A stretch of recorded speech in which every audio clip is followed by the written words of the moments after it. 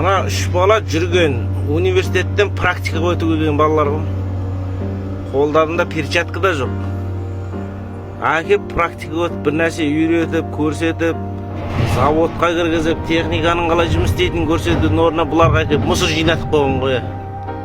Ана жақта тағы 5-6 жүр, оларға май тастық қойған. Біздің Қазақстан қашан дамимыз. Ана бейшаралар оқудан келіп практика өтеміз деп зачеткаларына қол қойып беру үшін бүкіл қара жұмысқа сақ қойды. Жүрген май тасып жүр.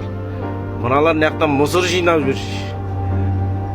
Қолдарында перчаткалары да жоқ.